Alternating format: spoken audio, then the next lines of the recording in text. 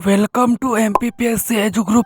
गोंडवाना रियासत संग्राम शाह, गोंडवाना डायनेस्टी संग्राम शाह गोंडवाना रियासत के सबसे महान शासकों में से एक थे। उन्होंने 33 वर्षों तक शासन किया। उनका मूल नाम अमन दास था।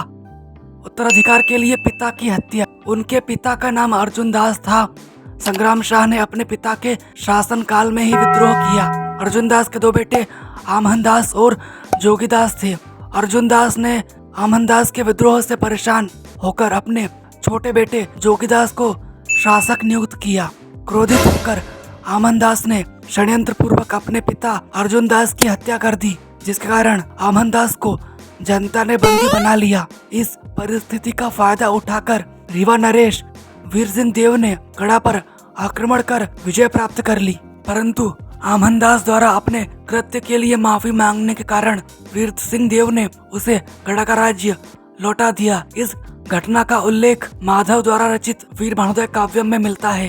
राजनीतिक उपलब्धियां। सिंहासन पर बैठने के पश्चात अमन दास ने महाराजा श्री राजा अमन दास देव की पदवी धारण की। संग्राम शाह ने अपनी योग्यता से मध्य भारत के क्षेत्र में एक ऐसे विशाल साम्राज्य की स्थापना की जो 2 सदियों से अधिक समय तक बना रहा।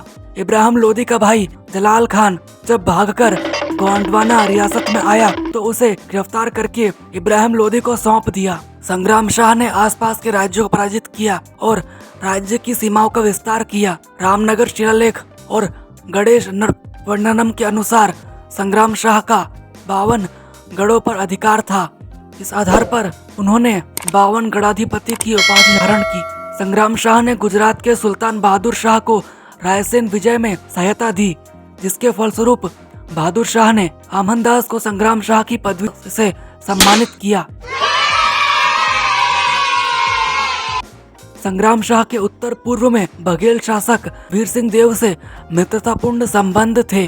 संग्राम शाह ने अपने पुत्र दलपत शाह का विवाह चंदेल राजकुमारी रानी दुर्गावती से करवाया। इस प्रकार उन्होंने राजपूत चंदेलों से वैवाहिक संबंध स्थापित करने की कोशिश की। रामनगर अभिलेख में संग्राम शाह के बारे में लिखा है कि वह अपने शत्रुओं के लिए वैसा ही था जैसे कपास के पुंज के लिए प्रलयकारी अग्नि। स्थापत्य में योगदान। उन्होंने दमोह में संग्रामपुर नामक ग्राम बसाया। उन्होंने गढ़ा के निकट मदन महल नामक भवन का निर्माण कराया। उन्होंने राम सागर तालाब भी बनवाया और बाजना मठ भी बनवाया, जो एक तांत्रिक विद्या का केंद्र था। साहित्य में योगदान। वह सिर्फ एक योद्धा नहीं बल्कि साहित्य के संरक्षक भी थे। वह संस्कृत भाषा के विद्वान थे और उन्होंने रसरत्नमाला लिखा, जो संस्कृत भाषा का एक ग्रंथ है। उन्होंने अनेक विद्वानों को संरक्षण दिया, जिनमें दामोदर ठाकुर थे। उन्होंने संग्राम शाही विवेक दीपिका और दिव्य निर्माण नामक 2 निबंध लिखे।